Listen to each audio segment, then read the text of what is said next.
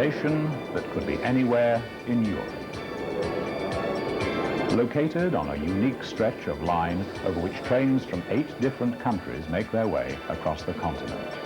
A line that is host to the most varied assortment of motive power likely to be seen anywhere, ranging from a tiny shunter to the speed and might of a full TGV set.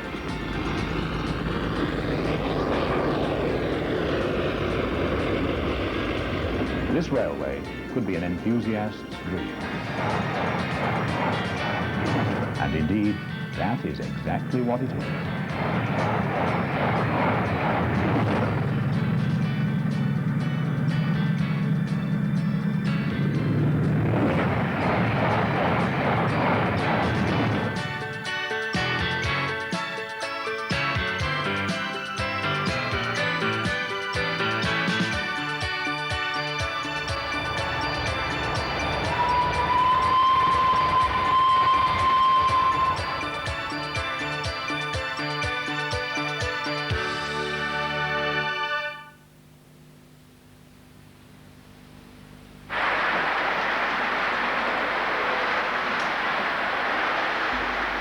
Europ was conceived in the imagination of Keith Harrison and Alan Neal, built with their own hands inside 8 months and first exhibited at Warrington.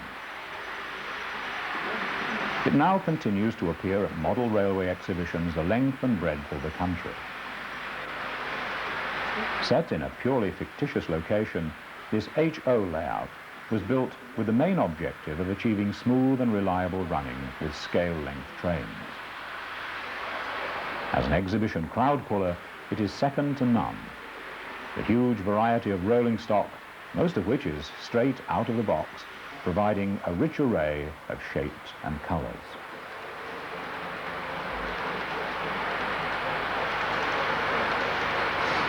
The track, too, is the standard PECO streamline track and points. Laid on 1/8-inch polystyrene sheets and suitably weathered and ballasted, it provides realistic and reliable performance on the visible areas of the layout. Europ is in many ways an example of what can be achieved by any modeler without the need for specialist skills or materials. Even where standard off-the-shelf items have been modified, use has been made of parts that are readily available and easily fitted. The visually satisfying close coupling of the rolling stock, for instance, is achieved using the ROCO system, which can be obtained from most model shops.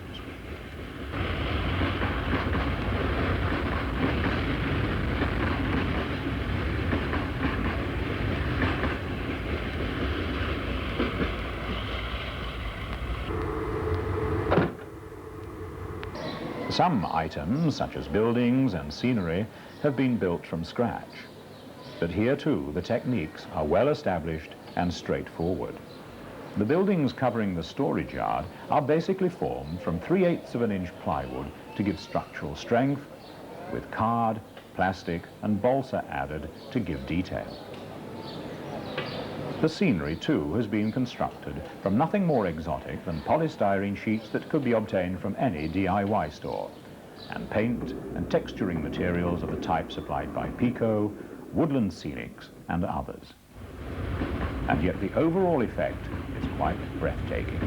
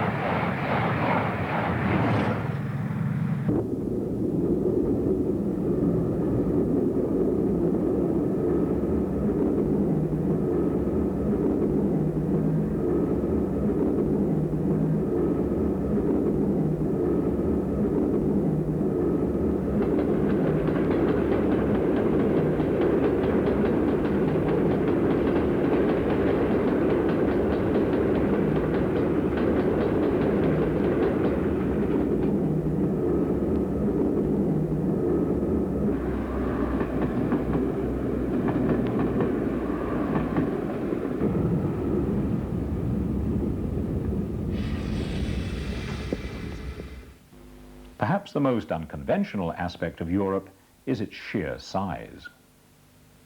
And yet, even at 32 feet by 3 feet 6 inches, it all packs into a transit van and is frequently moved between exhibition venues.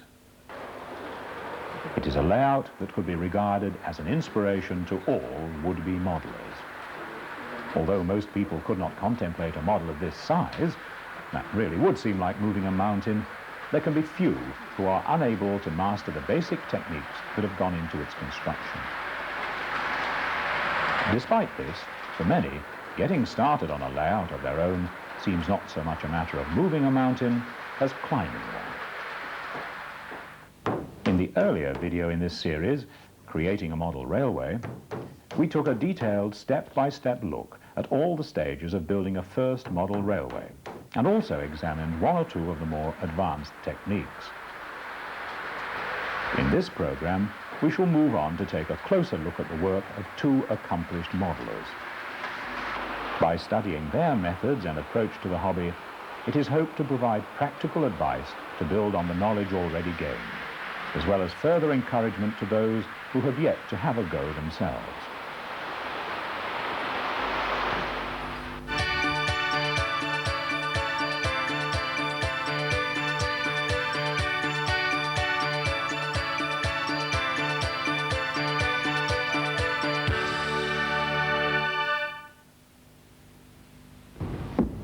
Michael Watts has been building model railways for many years.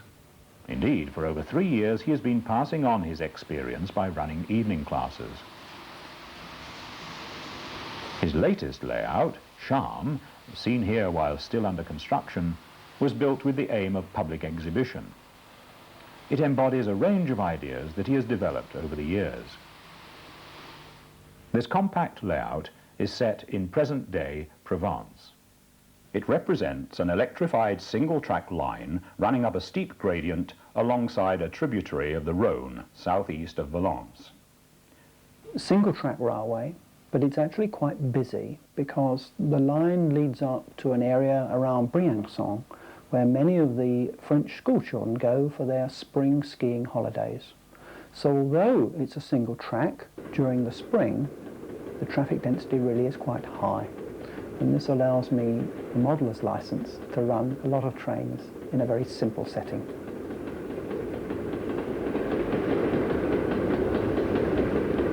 I like very much the single line track running on an embankment in front of some limestone hills, which are quite common in that southeastern part of France. Not being England makes it that little bit much more romantic, and yet it's not very far away geographically. I was very excited by the steam locomotives that used to run across France in the 50s and 60s. And I liked the larger physical size of the larger loading gauge of the trains. And there are now an increasing number of very high quality books with some very nice colour pictures. And that's very useful for taking dimensions from to make buildings, sorting out the track plans in the stations. Michael's approach to modelling involves meticulous planning, which experience has shown is essential if disappointment is to be avoided. His evening class work with beginners has shown that many people think too ambitiously to begin with, and consequently fail to complete their chosen project. Therefore, the first principle embodied in Charm is that the concept must be personally satisfying but manageable. Every modeler, of course, has his own personal areas of interest, but whatever the chosen project area, visiting the location and researching the model is a great source of pleasure. In Michael's case, holidays in France provided an ideal opportunity to take photographs and make notes. His research file continued to swell as information was gleaned from every possible source, and ideas started taking shape on paper. As the final track plan emerged, it reflected the simplicity that is so often the key to success. Avoiding the temptation of many beginners to over-elaborate, Michael based the layout round a simple oval with concealed storage loops.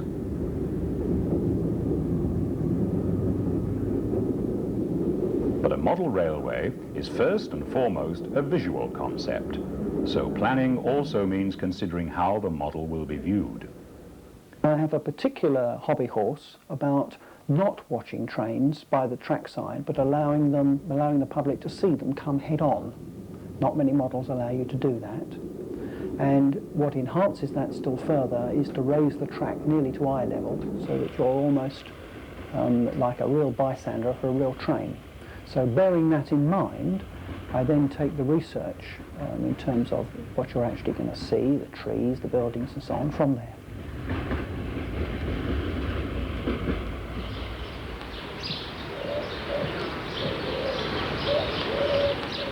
This second principle, which Michael strove to incorporate in his layout, viewing realism, applies equally to layouts intended solely for home use. The arrangement of scenery is vital to achieving a pleasing visual effect. On charm, the rock formations and landscape remain true to the spirit of the prototype location. But, like a photographer composing a picture, Michael has imaginatively positioned the various features to provide a frame within which the trains can be viewed. Similarly, tunnels, which occur more frequently on models than on the real thing because of the need to mask storage sidings, have been positioned so that their impact on the overall visual impression has been minimized. On viewing Michael's charm layout, albeit in semi-completed form, there is no doubt that the colourful selection of locomotives and rolling stock create a delightful spectacle. But although the eye is drawn to the trains, it is the setting that naturally leads it in that direction. Establishing such a setting is one of the many ways in which the railway modeller can derive immense satisfaction from exercising his creative ability. A creative ability that is fulfilled through the practical construction work, but unfulfillable without the kind of attention paid to planning and preparation by modelers of Michael Watt's experience.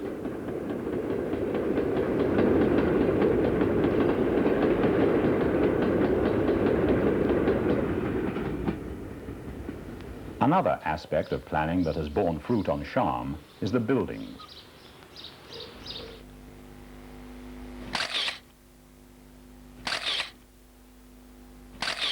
While out photographing on those enjoyable French holidays, Michael took the opportunity to capture some of the more interesting local architectural features.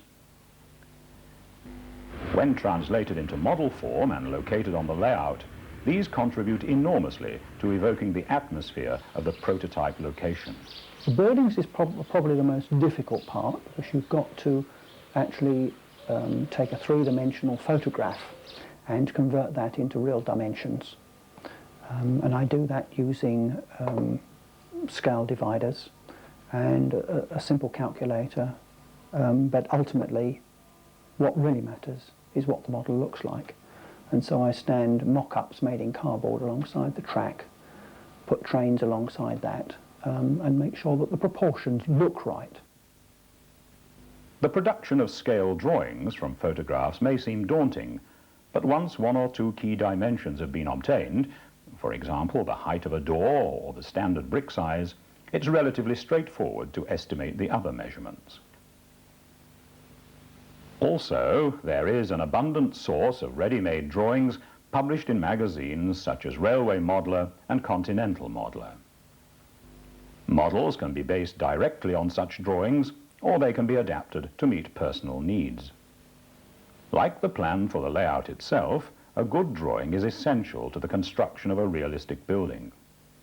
Attempts to work without any form of blueprint are likely to end in disaster. But as with all aspects of railway modelling, there is always room for license. If it looks right, that is what matters. So there is no need to adhere slavishly to a set of dimensions. Michael Watt's method of constructing buildings follows conventional practice. His main raw materials are plasticard, solvent, and paints. The first step is to transfer the dimensions from the scale drawing onto the plasticard. To ensure perfect accuracy, Mike uses scale dividers. These eliminate the possibility of errors, which is always present if a rule is used to obtain measurements. When scoring the plastic card, a set square is yet another useful aid to maintaining precision. With the cuts along the length of the building marked up, the dividers are once again used to obtain the height. This is transferred onto the plastic card at key points, and then, with the help of a steel rule, the card is scored. The main sides of the structure are cut using a scalpel.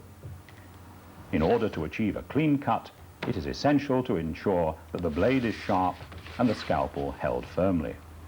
Construction is a pleasant and absorbing activity, so there is no need to rush.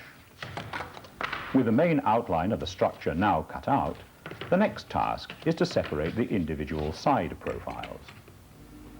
Any window or door apertures would normally be cut out before this stage, since once the plastic card has been separated into smaller sections, it becomes more difficult to hold steady. The individual sections of the building are joined using a solvent. Remember that the cap should always be kept on the bottle when it is not in use, since most solvents emit toxic fumes that have the potential to bring an early end to a promising modelling career. Note the way in which Mike applies the solvent. It works by reacting with the plastic card material and thus ensures a strong bond. Also note how the model is held square as it is joined together. Next we come to the roof. Corrugated plastic sheeting, a variant of the normal plastic card, can be used for the roofing since it gives a convincing illusion of tiles. Mike's preferred method is to cut the corrugated sheeting into individual strips. When the strips are joined, they are overlapped. Along with the tile effect of the corrugations, this gives the roof an authentic three-dimensional appearance. Before adding the completed roof to the model, it is a good idea to affix the base. This will give added rigidity to the structure and hold it square. Also, while it is still possible to gain access, the application of a final film of solvent around all joins will ensure a permanent bond. Again, using scale dividers, the made-up roof sections can now be cut to size. One final task before adding the roof is to cut out and fix a central crossmember. Again, this enhances the strength and rigidity of the model and also provides a surface for the roof sides to adhere to. In this way, a smooth, even join is obtained at the apex. As always, there is a natural temptation to want to see the finished result. A little patience will pay off by ensuring clean edges and good joins.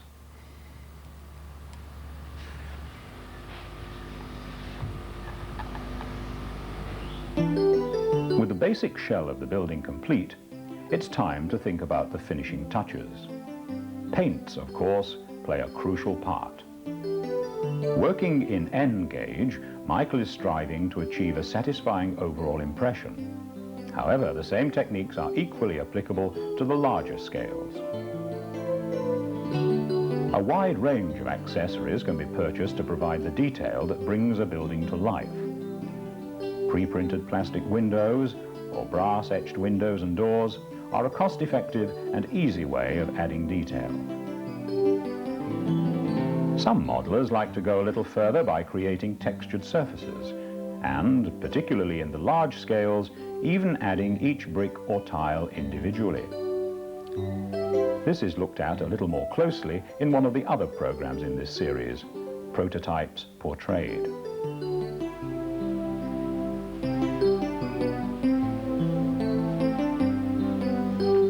With the final detail added, in this case a length of drain piping, our building can take its place on the layout.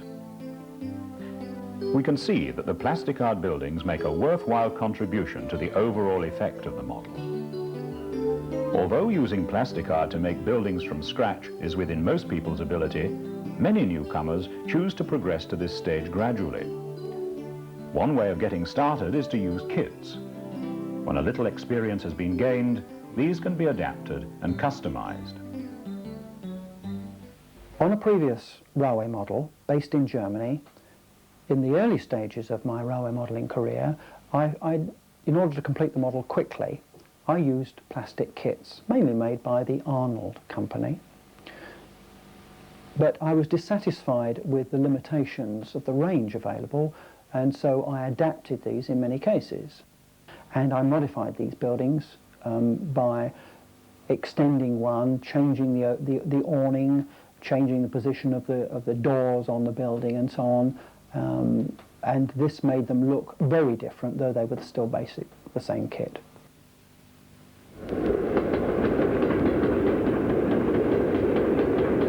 I use PECO fine-scale track. It looks extremely good, it's very easy to lay, and it's readily available. Combined with their points, their point work, this can produce an extremely high-quality surface on which to run your trains. Another of Mike Watt's ideas embodied in Charm is the modular construction technique. This idea has also been adopted by Dave Angel on his latest layout, and we shall take a closer look at it shortly.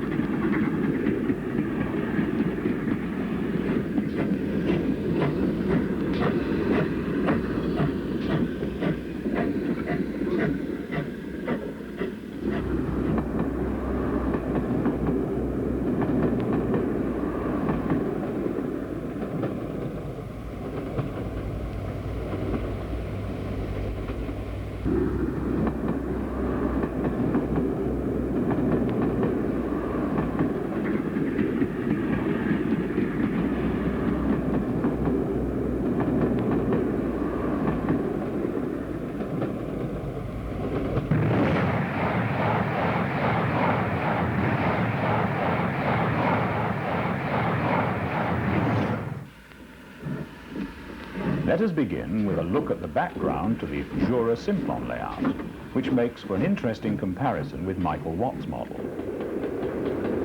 Also designed primarily as an exhibition layout, Dave Angel's HO gauge Jura Simpion railway is by any standards a large model.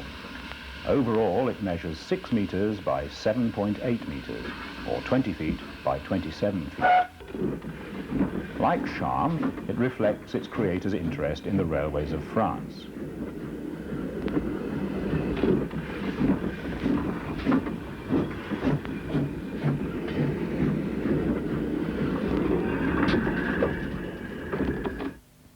The Jura Simpion railway connects Paris to Lausanne in Switzerland via Dijon and Dole. The area modelled is the 20-mile stretch on the French side as the line approaches the frontier at Valorbe, on its way passing through the junction station of Andolo. Valorbe is in the Jura Mountains, which, although nowhere as high as the Alps, present a challenging terrain for the modeller. I suppose really it was going back to the early 1980s, when I was on holiday, and I was actually coming back from the south of France via Switzerland, and I just sort of stumbled across the place literally by mistake. But I didn't want anything complicated, but with plenty of scenery and really be able to let myself loose on really the artistic side to model something which I felt was very good. I was looking for something which was like a secondary line running across a border into another country. Again, purely by mistake. I didn't realise at the time, but when I researched later on and realised that you've got wonderful trains like the Orient Express running through, you've got a TGV service that connects Paris with Lausanne. You know, there were some lovely possibilities, and all on a single track.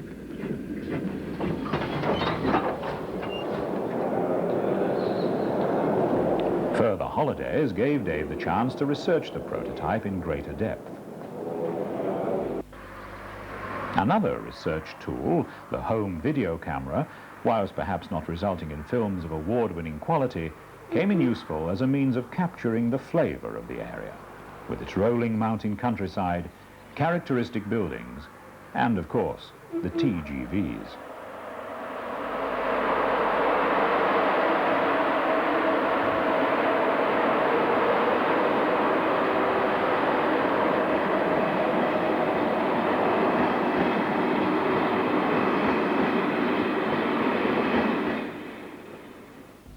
Even more useful when it came to constructing the layout was the photographic research that Dave undertook.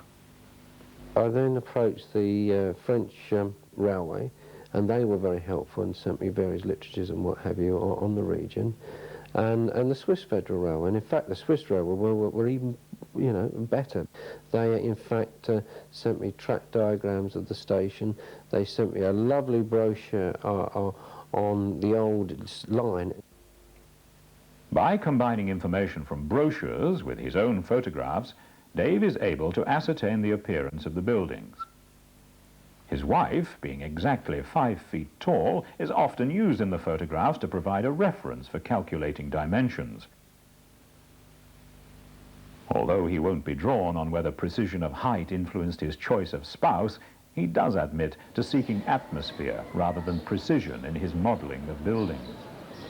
His research has resulted in a number of scratch-built buildings, whilst use has also been made of kits from Pola, Feller, Juef and Kibri, although all have been fully weathered.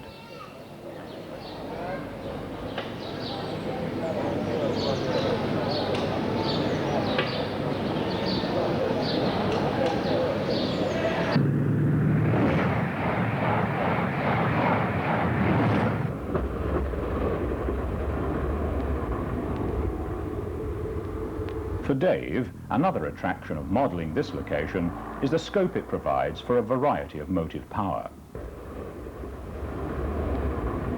The location on the frontier between two countries means that trains frequently change locomotives at Vallorbe. So electric and steam locomotives from both France and Switzerland can be featured on the layout, and operational interest is enhanced.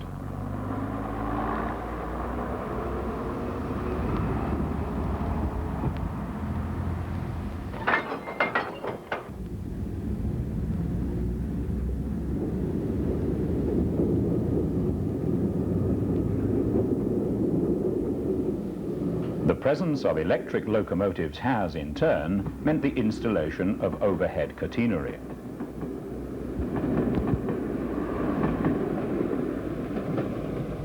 Like all aspects of modelling, there are various methods of creating catenary with commercial components widely available.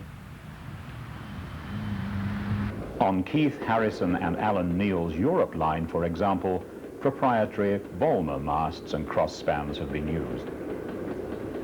Proof that the overall effect works is found in the number of exhibition visitors who ask whether the locos collect their power from the catenary. In fact, the wires are made from shearing elastic. Yet another method has been employed on Dave Angel's Jura Simpion layout. Here, the catenary was supplied by Sommerfeld, but more recently, Dave has changed to scale overhead wire painted with Humbrol German field grey.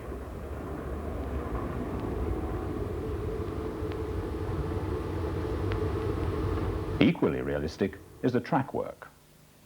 When I do mention that I'm using PECO Code 100 track, they're quite amazed at it, because what I've actually done to the track work, I've ballasted it in the normal way with resin, diluted resin W, but once it's set onto the track work and I've cleaned up the areas around the point work and what have you, I actually airbrush the track work with flogwall rust, and then I go over it with flogwall earth, and it all blends in lovely with the rest of the scenery. Because, you know, it's very easy to have a nice shiny piece of track work with a lovely area of scenery, and it just doesn't look right. You've got to blend everything in. At first sight, the track plan for the Jura Simpion layout seems much more complex than that on Mike Watt's model, although in reality it is once again based on the principle of ovals with hidden storage sidings. In fact, Jura Simpion is really two layouts combined. The Vallorbe section was created by Dave Angel, whilst the Anderlo part of the model is the work of Doug Wenberg, who sadly died before completing the layout. But happily, the work is being carried on by his son. At exhibitions, the layout can be shown in different configurations. It is to permit this, and also to facilitate ease of transportation, that the layout has been built on the modular principle favoured by Michael Watts. The idea of building a layout in sections, which are fitted together when in use or dismantled for storage and removal, is well established. Whilst the modular concept incorporates this idea, it also takes it a step further. Conventional baseboards tend to consist of a 2x1 timber frame with a soft board top. Although scenery can be built upwards, the railway is basically flat. On Charm and the Jura Simpion layout, the tracks feature gradients and move through multiple levels. Also, the trains pass through the mountainous scenery with its peaks and valleys rather than simply over it. This is possible where each conveniently sized module is built using an open-top design, where the track bed is supported by girder cross-sections. With careful planning, the cross-sections can be designed to create landscape profiles and a track bed that is either flat or on a gradient. Chipboard is perhaps the most suitable material for constructing modules, since it provides strength and rigidity whilst being easily shaped. When the track bed has been laid and the scenery base built up around it, as we see here on Charm, the result is a self-contained unit that avoids the flat appearance produced by conventional baseboards. With transportable modules, it is of course necessary to minimize the weight. One way to do this is to cut holes in the panels. This brings the added benefit of providing spare material for use in landscape profiles. Also, the holes can be used to gain access to point motors and wiring. The principle is clearly ideal for exhibition layouts like Jura Simpion, which frequently need to be broken down and moved, but it also brings advantages to home layouts. It would be to a great advantage of many modelers to use this method, because people moving houses these days so frequently, it does enable them to demount a model from their loft or their living room. The materials are readily transportable. The units are readily transportable. You can build them gradually over a period of time. You're not faced with the whole project at one go, that one person can handle them easily, and that the costs can be spread over a reasonable period of time. The whole cost doesn't come at one go. For those with little space at home, the modular principle also means that it's possible to have a layout that is erected only when in use. However, some beginners can be deterred by the fact that modules inevitably involve joining baseboards together, with the associated need to join the track and maintain electrical continuity. As Michael Watts demonstrates, there is no need to be daunted by this task.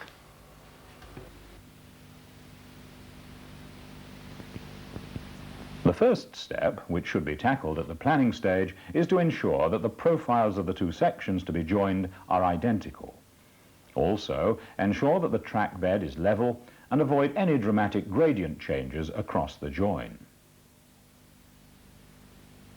The modules will be joined using two methods: pattern maker's dowels and conventional bolts. The initial job, therefore, is to mark up the various holes that will be required in preparation for drilling. In order to ensure that the marks accurately correspond between the two modules, clamps are used to hold them firmly in position.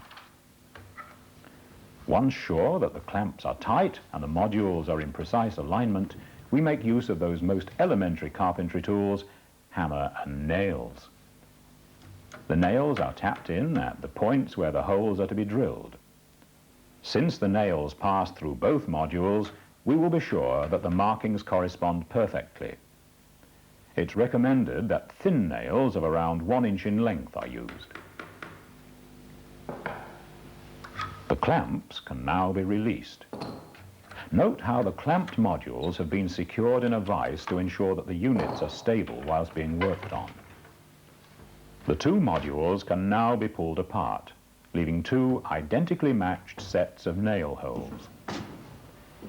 These are highlighted with a coloured pencil to make them stand out. It's surprising how, clear at first sight, the nail holes can become difficult to identify later unless they are marked out in this way.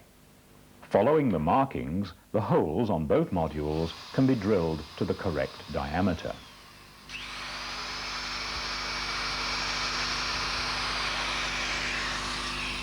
Before locating the pattern maker's dowels in position, recesses must be made in the ends of each module to accommodate them.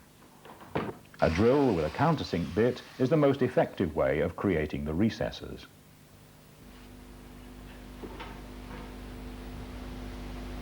Being sure to keep the work areas clean, it's only a few moments before the two male halves are in position on one of the modules. We can now drill the pilot holes for the screws that will hold the dowels secure. The purpose of the pattern maker's dowels is not to physically hold the two modules together, but to guarantee accurate alignment every time. Being made of metal, they are capable of withstanding the continual joining and unjoining to which the modules will be subjected throughout their life.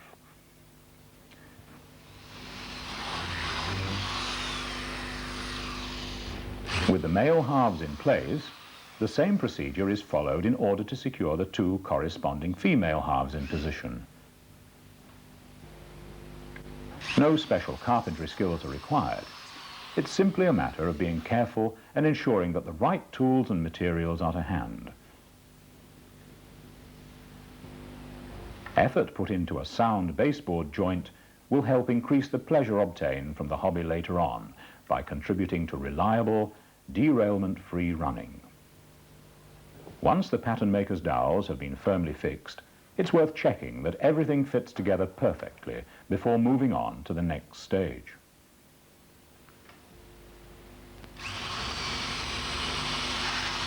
Using the marks made earlier, it's now time to drill the holes for the bolts.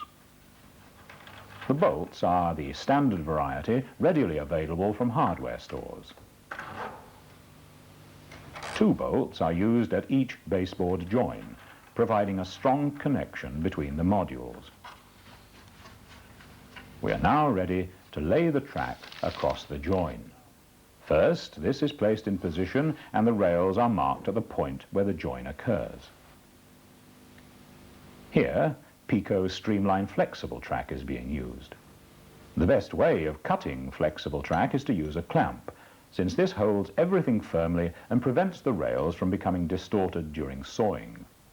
When this simple precaution is taken, the rails can be cut with no difficulty whatsoever.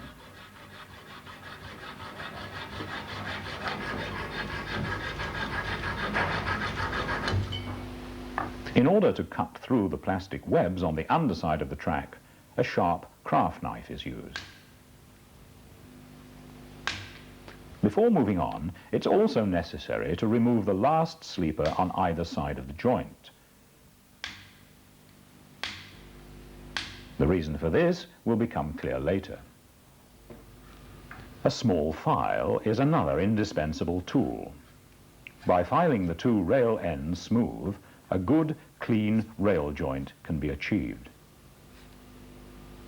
Next, a small amount of solder is applied to the underside of each of the 4 rails that will meet at the baseboard join.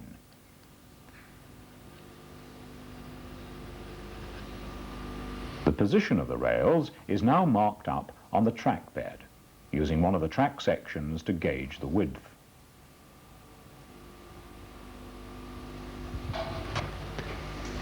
We now connect the marks with 2 lines, and the track is laid so that the rails are directly above them.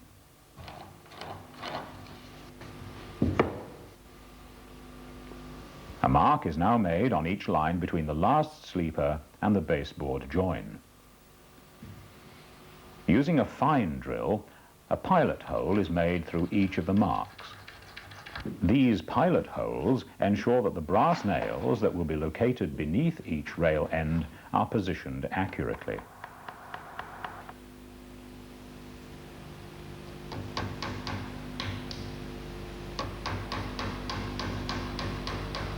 Using a larger file, the heads of the brass nails are smoothed out in preparation for the next step. The track is now going to be permanently glued in position. If it is intended to use foam underlay to simulate ballast, this too should be glued in place at this stage. Whereas with Michael Watt's, the preference is for granular ballast, the track is laid direct on the board and ballast added after track laying.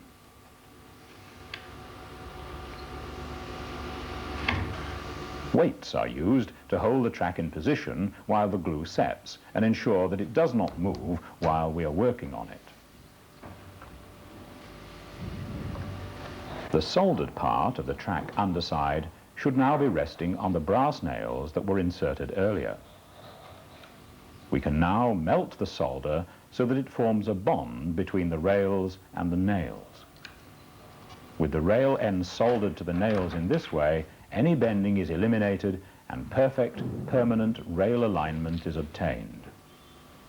It was earlier necessary to remove the last sleeper before the join in order to allow for soldering. But we can now glue these missing sleepers back in position.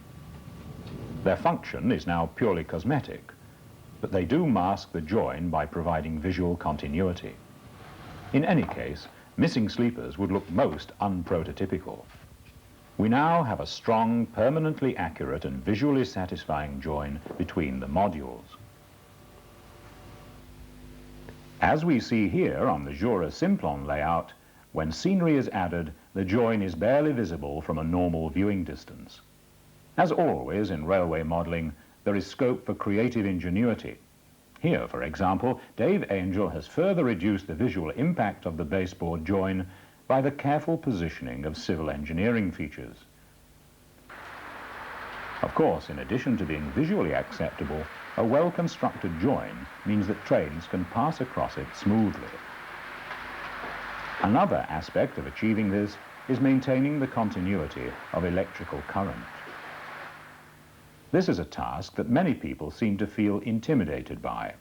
Although the wiring from a control panel may look extremely complex, the basic aim is simple: to ensure that each track is connected to two wires that, in turn, are connected to the controller. Here, two of the modules on the Jura Simpion layout are being joined. They have been built using the same techniques that Michael Watt's demonstrated, with pattern maker's dowels to ensure alignment and conventional bolts to hold the modules together.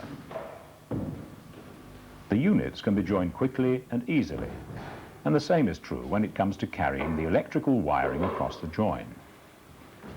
Rather than having to individually connect numerous separate wires, all wiring, including that for signals and section switches, has been channeled through a common connection point, the computer D plug. Using this simple device, the wires, whilst remaining insulated from each other, can all be connected at the same time. Computer plugs come in various forms, but all follow the same principle. The ability to plug and unplug all the wiring in one action considerably adds to the appeal of the modular system. Modular baseboards and their associated joining and wiring methods have proved highly successful on the Jura Simpion model. They have certainly made it possible for the scenic appeal of the layout to be increased. With a flat top baseboard, Dave Angel could never have captured the scenic atmosphere of this route through the Jura Mountains. It is, of course, one thing to construct a framework around which to build scenery, but quite another to convincingly reproduce the contours of a mountainous region. We take a detailed look at advanced methods of scenery construction in Volume 3 of this series, Prototypes Portrayed, where further examples of classic layouts are also featured. Meanwhile, let us visit the Andalo section of the Jura Simpion line. Built as a separate system by Doug Wenberg, this exploits the modular principle by connecting to Dave Angel's model for exhibition appearances. It exemplifies the same high standards of workmanship and employs a combination of scratch-built models and modified proprietary components. One example of how proprietary components have been blended with scratch-building techniques is the platforms at Anderlo. Since the layout is based on a continental prototype, the platform height is lower than is the case with British layouts.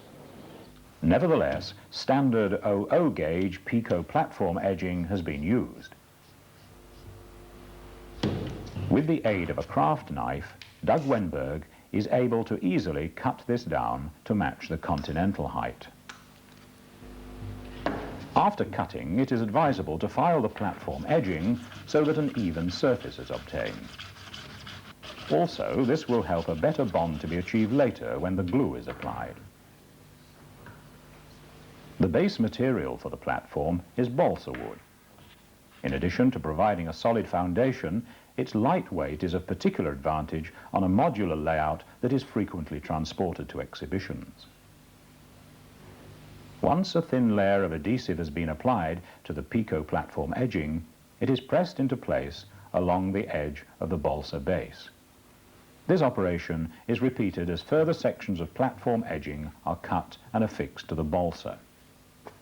The result is a section of platform where, effectively, a trough has been created between the platform edging that now runs along the length of both sides. With everything positioned on the layout, the base preparation is now complete. The next step is to create a realistic platform surface. Polyfiller is an excellent material for this, again bringing the advantage of lightness whilst also being easily workable. Dave Angel, who has developed several modeling techniques using polyfiller, applies it to the platform base. By running the knife along the edging, a level surface can be achieved. An advantage of this method, as opposed to constructing the platform surface from card or plastic sheets, is that a more realistic textured appearance is created. This can be further enhanced by painting, and finally, the application of scenic scatter materials. The effectiveness of the techniques used by both Dave Angel and Mike Watts is handsomely illustrated on the Jura Simpion and Charm layouts. Their modelling methods have permitted the portrayal of stretches of line modelled below as well as above track level. They have resulted in a landscape that really does evoke the atmosphere of the chosen prototype. And perhaps above all, they have made it possible to turn concepts into concrete reality.